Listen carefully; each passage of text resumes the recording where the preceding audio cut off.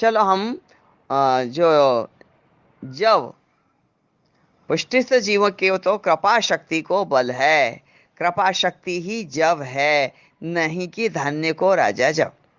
चलो हम शक्ति को तो समझें, है ना। पोषण हम बाद में समझेंगे, पहले तो शक्ति शक्ति को समझ रहे हैं, क्योंकि जब धान्य के राजा जब में अन्न की में जितनी शक्ति हो ना, वास्तविक कहीं ज्यादा शक्ति जव चिन्ह में है। तो हम वो धान्य के राजा की बात नहीं कर रहे हैं। हम जव चिन्ह जो श्रीनाथ जी महाप्रभु जी ने अपने चरणारविंद में धारण कियो है, सर्व शक्ति इनको अपने अधीन कर रखी है, हम वह शक्ति की बात कर रहे हैं कि शक्ति क्या चीज है ना। तो सबसे पहले देखें, एक, श्रीनाथ जी की कृपा कटाक्ष में कितनी शक्ति है। अभी ये सब आप लोगों को सोचना है। मैं तो वहां में डूबी हुई हूं, इनके कृपा कटाक्ष के अंदर डूबी हुई, मैं बाहर हूं ही नहीं, न मुझको आना है। दो, श्री वल्लभ प्रभु के कृपा कटाक्ष में कितनी शक्ति है। ये सब जितने अपन सुन रहे हैं अथवा सुनवे के पश्चात जो आप ये पास करो हो, क्योंकि मेरे पास तो इतना वो नहीं है ना कि मैं हर एक को ऐड कर लूं, तो नहीं तो हैंग हो जाए ना। तो आप अपने अपने परिकर में पास कर रहे हो कि सुनो ये बहुत अच्छी चीज बात मिल रही है हमको, हमको समझ में मिल रहे हो है कुछ एक नयो। और समझ के आगे तो बढ़ना ही है ना, खड़े थोड़ी रहना क्वेश्चन मार्क पे, हमको फुल स्टॉप पे जाना है ना। और फुल स्टॉप कृष्ण है, श्रीनाथ जी हैं। तो दो, श्री वल्लभ प्रभु के कृपा कटाक्ष में कितनी शक्ति है। ये सारे सवाल ही सवाल हैं, और जवाब आपको अपने मन सु, अपने अनुभव सु, अपनी आत्मा को देने हैं, नहीं कि परस्पर। बराबर। तीन, श्री यमुना जी के कृपा कटाक्ष में कितनी शक्ति है। आप कौन कौन के कटाक्ष में हो ये आपको देखना। मैं श्रीनाथ जी के कृपा कटाक्ष में हूं, मैंने अपनी बता दी है ना। अब आपको अपने वहां में देखना है। तीन आगे कि श्री यमुना जी के कृपा कटाक्ष में कितनी शक्ति है। चार, श्री गोसाई जी के कृपा कटाक्ष में कितनी शक्ति है। फिर आपको अपन वो पोषण अलग देखेंगे। हाँ। पांच, अपने माथे विराजते सेव्य स्वरूप के कृपा कटाक्ष में कितनी शक्ति है। ये आप में प्रवेश कर रही है सब। अब या को आप अनुभव करो ना करो, तथे तसे ले लेती। छठो, गुरुदेव के कृपा कटाक्ष में कितनी शक्ति है। ये सब अपने को महसूस करना है, पहुंचना है, प्राप्त करना है। सुन के नहीं बैठ जाना। कोई रेडियो थोड़ी है, कोई टीवी थोड़ी है, कोई प्रोग्राम थोड़ी है जो सुन के बैठ जाए, सॉरी। 7, नाम रूप मंत्र में कितनी शक्ति है। ये सब देखो, बहुत हमको दियो। देखो हमने 15 चिन्ह जो चिन्ह है, हम 15 को खींच लियो। ये जाओ चिन्ह ने 15 कहने कि सबसे ज्यादा धान्य को राजा जो जव है हमें सबसे ज्यादा शक्ति है, तो हमें कितनी शक्ति इनको खींच लियो है, ये हम समझ रहे हैं। फिर मैं टैली वापस करूंगी, ठीक है। नाम मंत्र रूप में कितनी शक्ति है, ये सोच देख लेवे को। फिर 8, तादृशियन के संग मात्र में कितनी शक्ति है।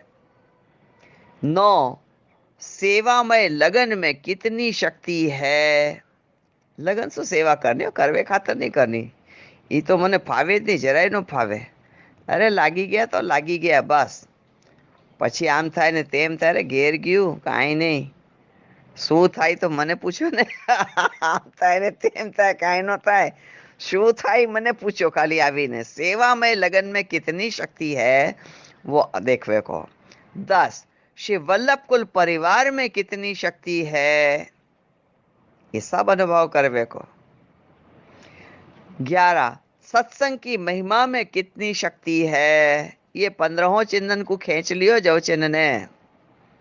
12, सर्व समर्पण में कितनी शक्ति है। सर्व समर्पण के अंदर आत्मसमर्पण आ गयो, कितनी शक्ति है। 13, नवदा भक्ति में कितनी शक्ति है। फिर 14, 14, नव रस में कितनी शक्ति है। अब आप कौन से रस में हो आप जानो। नवरस में कितनी शक्ति है। फिर 15वां, नवरत्न ग्रंथ, वो नवरस आते, अब ये नवरत्न ग्रंथ के रचयिता में कितनी शक्ति है। वल्लभाधीश की जय। नवरत्न ग्रंथ के रचयिता कौन है? श्री वल्लभ प्रभु। इनमें कितनी शक्ति है। यानी ये जव चिन्ह ने का कर्यो है कि वो 15 चिन्ह को, मतलब टोटल 15 चिन्ह हैं, कैसे खींचे शक्ति के रूप में बता दिए। हम नहीं समझ पाए थे कि किसको शक्ति कहते हैं, पर फिर से एक बार बताऊं, श्रीनाथ जी के कृपा कटाक्ष में कितनी शक्ति है। देखो ना, समझो ना, आपको कछु नहीं लगे हाय हाय मैं मर जाऊं, क्या कर जाऊं, ऐसा नहीं लगे। जो प्रभु अपनी तरफ निहार हैं तो वो कहना कि पूरा, वो कहना कि ऐसे सब कुछ आपको सौंप दियो, ढीले हो जाए, एकदम ढीले ही हो जाए सीधे। श्रीनाथ जी के कृपा कटाक्ष में लुटा दे, लुट गए, लुट गए। श्रीनाथ जी के कृपा कटाक्ष में कितनी शक्ति है, पूरो को पूरो लूट लेवे की शक्ति है। वल्लभ प्रभु के कृपा कटाक्ष में कितनी शक्ति है। ये पोषण है, हो अब ये पोषण चल रहा है। अपन को प्रभु लूट लें तो कितना आनंद आवे। दुनिया लूटे तो अच्छा ना, प्रभु श्रीनाथ जी के नेत्र ही लूट रहे हैं अभी तो। श्रीअंग तो पूरा बाकी है भाई, हम तो खाली नेत्रन की बात करें, क्योंकि पूरे कटाक्ष ही कटाक्ष है ना। और हमें पोषण कितना मिल रहा है, देखो ना, देखो ना। वाणी निरंतर बोलती रहे, रुके ही नहीं, थके ही नहीं। निरखे तो निरखती रहे, थके ही नहीं, खमा। कान सुने तो सुनते ही रहे, सुन थके ही नहीं, खमा। मुख बोले तो बोलते ही रहे, सुन थके ही नहीं, खमा। ये पोषण है। पोषण है तो इतनी शक्ति को पोषण मिले तब इतनी बात बनी ना, नहीं तो कैसे बनती है ना। ऐसे श्रीनाथ जी के कृपा कटाक्ष में कितनी शक्ति है। फिर आप समझ गए कितनी शक्ति है कि भाई सारा सब कुछ लुटा दियो, समर्पण कर दियो, आत्मसमर्पण हो गयो भाई। अब कछु नहीं बचियो आपके कटाक्ष में। ऐसी बात आती, वो जो जरा सो बोल लेते तो जने क्या हो तो मालूम नहीं। श्री वल्लभ प्रभु के कटाक्ष, कृपा कटाक्ष में कितनी शक्ति है। अरे चरणारिंद में धारण कर लिए, अपने बना लिए, अपने नाम लिखा दिए। क्योंकि श्री महाप्रभु जी की दृष्टि पड़ी कौन पे, मेरे ख्याल से कौन पे पड़ी, जाको ने बहुत ही व्यसन હતો याको, राग रंग को इश्क હતો, जो चले गए, फिर निकाल दी उनको उनके घर से। तो फिर वो कहा कि आगरा में आके और उन्हें ये करी कि आके कपड़ा की दुकान करी। फिर दुकान करी तो कोई आए थे, वो खरीदार आए तो कि अच्छे से अच्छा माल दिखाओ, अच्छे से अच्छा माल दिखाओ। तो अच्छे से अच्छा माल दिखाए तो 200 रुपया को उधार हो गयो। अब नहीं चुका पाए तो फिर राजा ने कह दी कि इनको मृत्यु दंड सुना दियो। तो वो जमुना जी के मध्य धारा में जावे की अंतिम इच्छा करी। अंतिम इच्छा करी तो यानी कि घर में जेल बंदी खाने नहीं नहाऊंगा, मैं तो मध्य धारा में ही जाके नहाऊंगा। तो वहां पे देखो तो श्री महाप्रभु जी की दृष्टि पड़ी कि 4 मनुष्य ने वाको क्यों पकड़ रखे है। अब वार्ता को नाम आप बता दीजिए, क्योंकि मैं भी नेत्रन के कटाक्ष में से बाहर आऊं तो मुझको नाम याद करूं ना। आप सबन को तो याद आ जाएगा और आप मुझको बताइए। हम परस्पर मिलके सत्संग कर रहे हैं।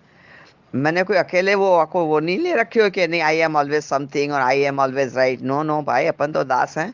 दंडवत करो और मैं कहीं भूल जाऊं तो मैं आपसे पूछूं। और फिर कही थी ना कि वाको वो 100 रुपया दे के और अपने नाम लिखा लाओ। तो अब तक कृपा कटाक्ष आपको कहें कि श्री वल्लभ प्रभु के कृपा कटाक्ष में कितनी शक्ति है कि दृष्टि पड़ी और आपको 100 रुपया चुका के और अपने नाम लिखा लाए। कैसे अपने ये को कहे कृपा कर। तो वल्लभ प्रभु के कृपा कटाक्ष में कितनी शक्ति है कि जीवन मिलो। शायद जीवन दासी हैं, पता नहीं, जाने मुझको याद नहीं आ रही है। आप देख लीजिए और मुझको बताइए हो, इस सुनने के बाद बताइए हो कि जे ये कौन सी वार्ता आती है। मुझको प्लीज मुझको बताइए, मैं भूल रही हूँ अभी तो, मुझको याद नहीं आ रही है। मुझे बताइए कि वल्लभ प्रभु के कृपा कटाक्ष में कितनी शक्ति है कि 100 रुपया दे के अपने नाम लिखा लाए। कितनी बड़ी बात होगी। अपन को कहाँ कोई को नाम मिलता है। अपने नाम लिखा लाना यानी बहुत बड़ी बात होगी। अपने नाम के पीछे या तो लगे पिता को नाम या लगे पति को नाम, है ना। तो अपने नाम लिखा लावे को बहुत बड़ी बात हो जाती है। तो वल्लभ प्रभु के कृपा कटाक्ष में कितनी शक्ति है वो देख लो। फिर यमुना जी के कृपा कटाक्ष में कितनी शक्ति है। तो यमुना जी के कृपा कटाक्ष में कौन आ रहे हैं? परमानंदास जी। परमानंदास जी यमुना जी की कृपा कटाक्ष की दृष्टि में आए, तब परमानंदास जी ने गा लियो है ये पद कि यह प्रसाद हो पाऊं श्री यमुना जी, यह प्रसाद हो पाऊं। ये सब पोषण मिले, जहां शक्ति प्राप्त भई और पोषित भई, ये पोषण मिल रहा है।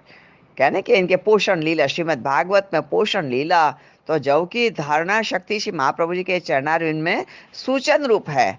शक्ति और पोषण के कई रूप हैं, जो हम पुष्ट जीवन को, ये शक्ति को बल वह प्रकार से अपन समझ रहे थे।